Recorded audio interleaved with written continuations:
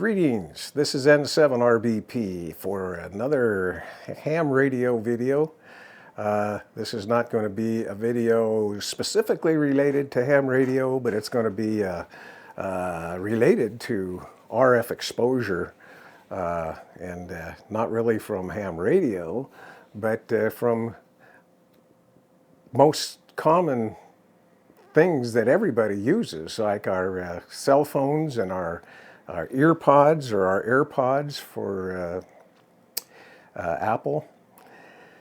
And I have not really thought too much about the RF exposure of the phone devices until just recently. And I acquired one of these little guys, and it's an RF exposure meter that gives you a real good indication of what RF is around you and how intense the RF exposure is when you get close to something that is putting out RF. You can turn this on and it starts making noise and beeping when there's a pretty good RF signal around. And if there's a heavy-duty signal, if there's heavy-duty RF, it just goes crazy and makes all kinds of beeps, letting you know that, hey, you're really being hit with RF. So what we're going to do this morning, I'm going to show you what kind of RF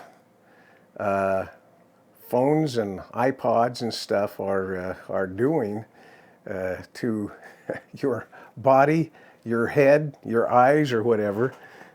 Typically, throughout my history as a ham radio operator, and I'm sure yours too, you get your typical handy-talkie, and we've all been kind of aware that when you push the talk button in a handy-talkie, that antenna is really close to your eye, and you want to use as little wattage as possible when you're using a handy-talkie.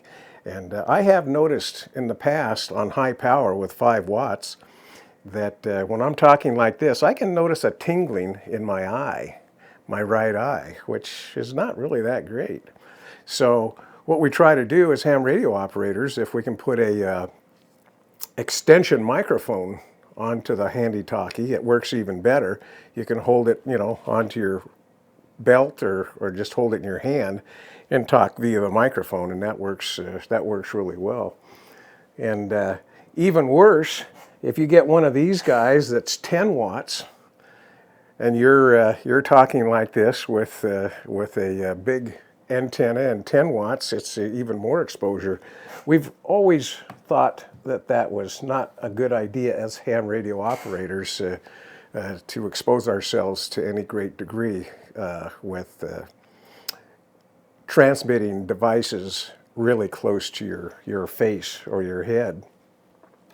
So that brings me down to everyday usage of devices that are really not ham radio related at all.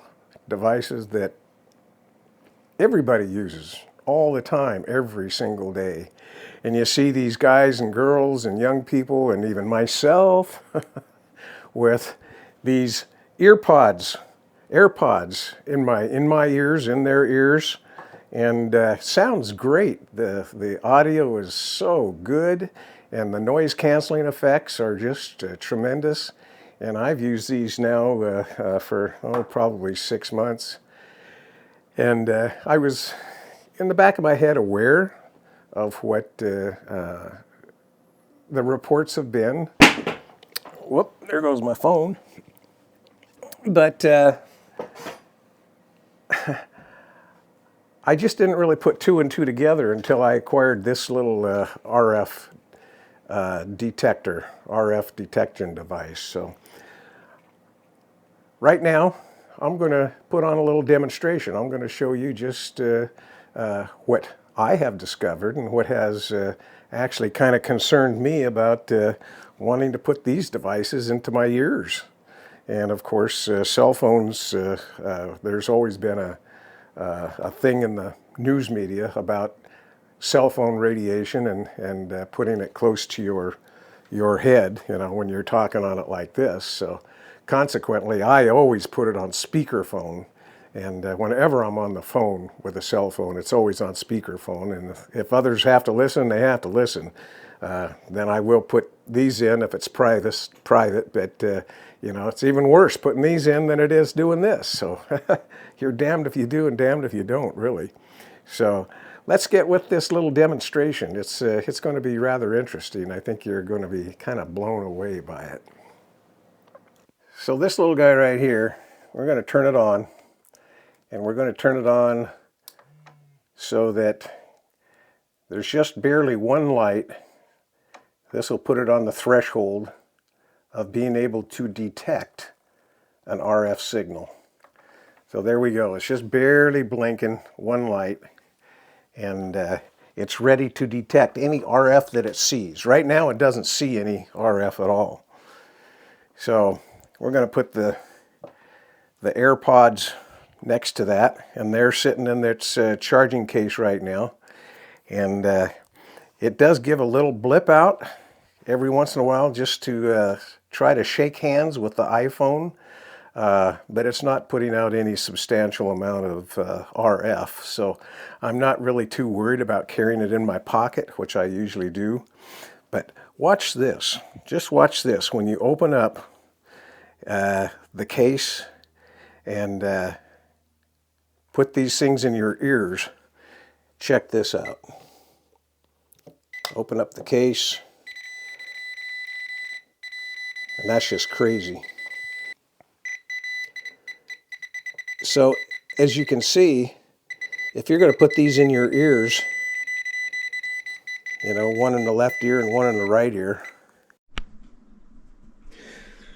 All right, now you can see that there's not much going on RF-wise here on the kitchen counter. But I have it unplugged now, but we did for quite a few months, if not a year or more, or two, have one of these Wi-Fi extenders. And you just plug it in to a wall socket anywhere in the house, and then it takes the RF from your router and retransmits it to the rest of the house, so that if you've got a poor signal from one end of the house to the other, this will take over and retransmit and make that signal much better. So check this out. I'm going to plug this in, and it's going to take a little bit to boot up. Okay, so now this is all booted up, and check out that signal. I mean, it is, not only is it strong right here, it goes throughout the house and right into our bedroom. Our bedroom is located right on the other side of this wall. And when I was walking through the house with this little guy and checking out what RF was in the house, I was appalled to see how much RF was in our bedroom. And I was wondering why? And I went around and around and around with this thing, trying to find the source of the RF. And I finally unplugged this kind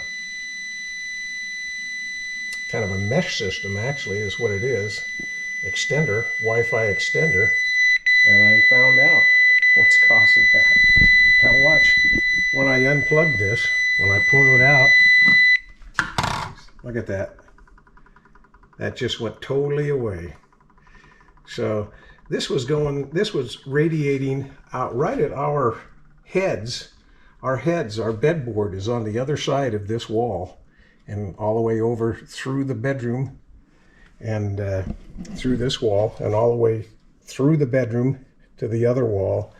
And it was just constant heavy RF. So I've got this thing unplugged now, and I am still getting halfway decent